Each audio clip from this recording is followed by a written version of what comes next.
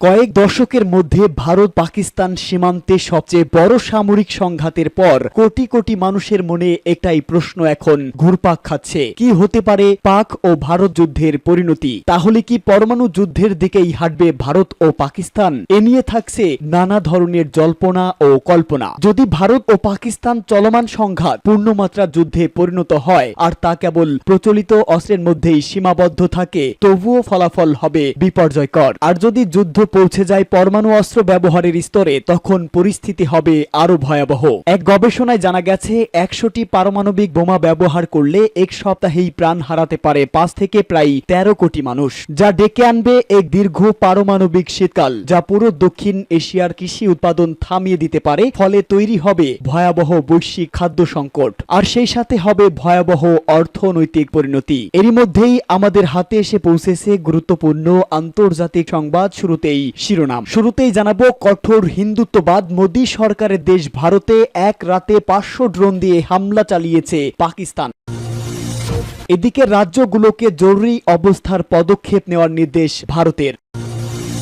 পরেই জানাবো আমরাও চুরি পরে বসে নেই, খাজা আসিফের হুঁশিয়ারি বার্তা। জানাবো ইসরায়েল ছাড়া সব জাহাজের জন্য জলপথ নিরাপদ বলে হুতির মন্তব্য। এবং সর্বশেষ জানাবো মসজিদ নাকি সন্ত্রাসী ঘাঁটি, কোথায় হামলা করছে ভারত। এতক্ষণ শুনছিলেন সংবাদ শিরোনাম, এবারে বিস্তারিত। তবে তার আগে প্রতিদিনের আপডেট আন্তর্জাতিক সংবাদ সবার আগে পেতে ভিডিওটিতে একটি লাইক দিয়ে চ্যানেলটি সাবস্ক্রাইব করার অনুরোধ রইল। এছাড়াও জানিয়ে দিন কোন স্থান থেকে আমাদের সংবাদ শুনছেন অথবা দেখছেন। ভারতে এক রাতে 500 ড্রোন হামলা। ভারতে বৃষ্টির মতো ড্রোন হামলা হয়েছে বলে দাবি করেছে নয়াদিল্লি। দেশটি জানিয়েছে গত রাতে প্রায় 500টি ড্রোন হামলা চালিয়েছে পাকিস্তান। ভারতের সংবাদ মাধ্যম টাইমস অফ ইন্ডিয়ার এক প্রতিবেদনে তথ্য জানানো হয়। ভারতীয় প্রতিরক্ষা সূত্র জানিয়েছে পাকিস্তান সেনাবাহিনী গত রাতে ভারতের বিভিন্ন অবস্থানের দিকে প্রায় 500টি ড্রোন প্রেরণ করেছে। লাদাখের সিয়াচেন বেস ক্যাম্প থেকে গুজরাটের কচ্ছ পর্যন্ত 24টি স্থানে এই ড্রোনগুলো দেখা গেছে। সূত্র জানিয়েছে এই ড্রোনগুলোর মধ্যে প্রায় 500টি ভারতীয় আকাশ প্রতিরক্ষা বন্দুকের সাহায্যে ধ্বংস করা হয় এবং প্রায় 20টি সকিল পদ্ধতিতে নামানো হয়েছে। তবে অধিকাংশ ড্রোন অস্ত্রবিহীন ছিল এবং এগুলোর সঙ্গে ক্যামেরা সংযুক্ত ছিল, যা সম্ভবত তাদের স্থল স্টেশনে ফুটেজ প্রেরণ করেছিল। প্রতিবেদনে দাবি করা হয়েছে ভারতীয় আকাশ প্রতিরক্ষা ব্যবস্থা প্রায় সব ড্রোনকেই ধ্বংস করতে সক্ষম হয়েছে, যা ক্ষয়ক্ষতি এড়াতে সাহায্য করেছে। প্রতিরক্ষা বিশ্লেষকরা মনে করছেন এই ড্রোনগুলোর মাধ্যমে পাকিস্তান গোয়েন্দা তথ্য সংগ্রহের চেষ্টা করছিল। ভারতের পক্ষ থেকে বৃষ্টির মতো ড্রোন হামলার কথা বলা হলেও এ বিষয়ে কোনো মন্তব্য করেননি পাকিস্তান। এমনকি দেশটির পক্ষ থেকে এ বিষয়ে তাৎক্ষণিক কোনো প্রতিক্রিয়াও জানানো হয়নি।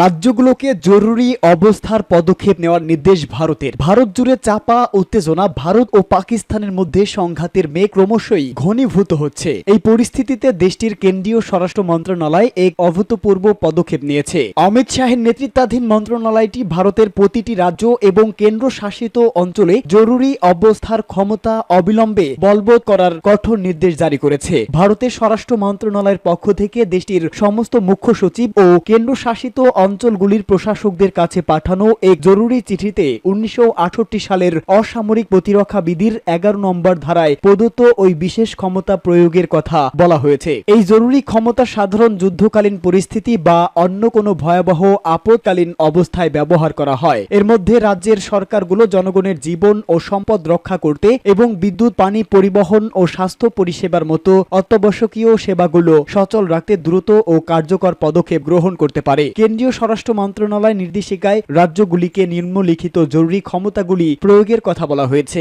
1. জনগণ ও সম্পত্তির সুরক্ষা। 2. অবিচ্ছিন্ন পরিষেবা এবং দ্রুত সরঞ্জাম ক্রয়। আমরাও চুরি পরে নেই, খাজা আসিফের হুঁশিয়ারি বার্তা। রাতের আধারে পাকিস্তান ও পাকিস্তান শাসিত আজাদ কাশ্মীরে হামলা চালিয়েছে ভারত। অপারেশন সিঁদুর নামে অভিযান মোট 9 স্থানে আঘাত হানার দাবি করে ভারতীয় বাহিনী। আবার পাকিস্তান সেনা দাবি করেছে 6 স্থানে 24টি আঘাত হানা হয়েছে। এসব আঘাতে 8 জন শহীদ হয়েছে, আহত 35 জন। ভারতের এই অভিযানের পাল্টা দিতে খুব একটা সময় নেননি পাকিস্তান। ভারত শাসিত জম্মু কাশ্মীর সীমান্তে ব্যাপক গোলাবর্ষণ করেছে পাকিস্তানের সেনারাও। সর্বশেষ পাওয়া খবর অনুযায়ী পাকিস্তানের গোলাবর্ষণে 7 জন ভারতীয় নাগরিকের মৃত্যু হয়েছে। হামলায় আহত হয়েছেন আরো 38 জন। ভারতের হামলার পর মুখ খুলেছে ইসলামাবাদও। পাকিস্তানের প্রতিরক্ষা মন্ত্রী খাজা আসিফ বলেছে, ভারত আবার আক্রমণ করলে পাকিস্তানও চুপ করে বসে থাকবে না, আর ভারত যদি বিরত থাকে তবে পাকিস্তান আর কোনো হামলা চালাবে না। দুই পক্ষেরই উচিত বিষয়টি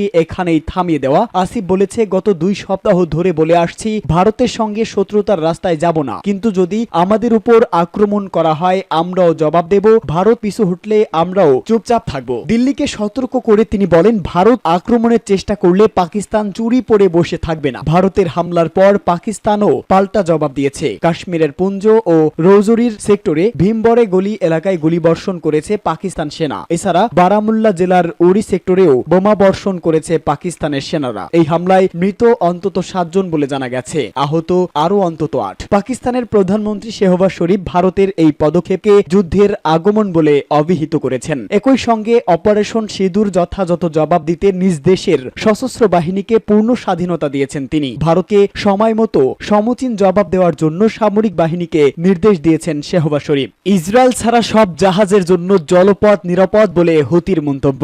ইয়েমেনের ইরান সমর্থন পুষ্ট হুতি বিদ্রোহীরা জানিয়েছে তারা যুক্তরাষ্ট্রের সঙ্গে যুদ্ধবিরতি চুক্তি সত্ত্বেও লোহিত সাগর ও ইডেন উপসাগরে ইসরায়েলি জাহাজকে লক্ষ্যবস্তুতে পরিণত করবে। হুতির রাজনৈতিক ব্যুরো সদস্য আব্দুল মালিক আল আজহারি এএপিকে বলেছে, ইসরায়েলি জাহাজ ছাড়া সকল আন্তর্জাতিক জাহাজের জন্য জলপথ নিরাপদ। ইসরায়েল চুক্তির অংশ নয়, এতে কেবল আমেরিকান ও অন্যান্য জাহাজ অন্তর্ভুক্ত রয়েছে। ওমান বলেছে তারা ওয়াশিংটন ও ইরান সমর্থিত বিদ্রোহীদের মধ্যে একটি চুক্তিতে সহায়তা করেছে, যেটি কারো পক্ষেই আরেক পক্ষকে লক্ষ্যবস্তু করবে না এবং লোহিত সাগরে নৌ চলাচলের স্বাধীনতা নিশ্চিত করবে। মার্কিন প্রেসিডেন্ট ডোনাল্ড ট্রাম্প চুক্তিটি ঘোষণা করে বলেছে, জাহাজে হামলা বন্ধ করতে 7 সপ্তাহের তীব্র হামলার পর হুতিরা আত্মসমর্পণ করেছে। হোয়াইট হাউসে এক সংবাদ সম্মেলনে ট্রাম্প বলেন, তারা শুধুই যুদ্ধ করতে চায় না, আমরা এটিকে সম্মান করব, বোমা হামলা বন্ধ করব। তারা আত্মসমর্পণ করেছে, তারা বলেছে আর জাহাজ উড়িয়ে দেবে না। আমরা যা করেছিলাম এটাই ছিল উদ্দেশ্য।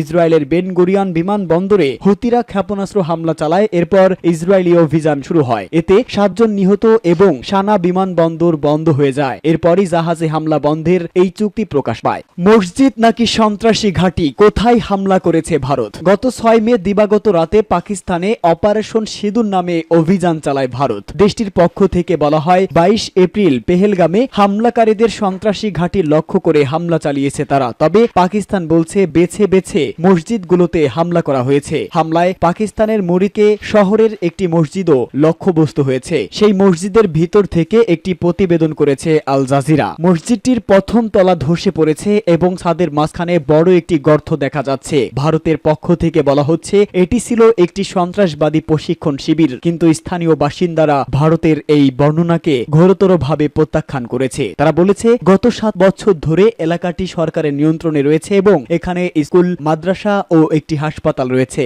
স্থানীয়দের দাবি এটি ছিল শুধুই একটি মসজিদ, কোনো সন্ত্রাসী ক্যাম্প নয়। তারা ক্ষোভ প্রকাশ করে বলেছেন, ভারতের এই হামলার পর বিশ্ব নীরব দর্শকের ভূমিকা পালন করছে, যা তাদের হতাশ করেছে।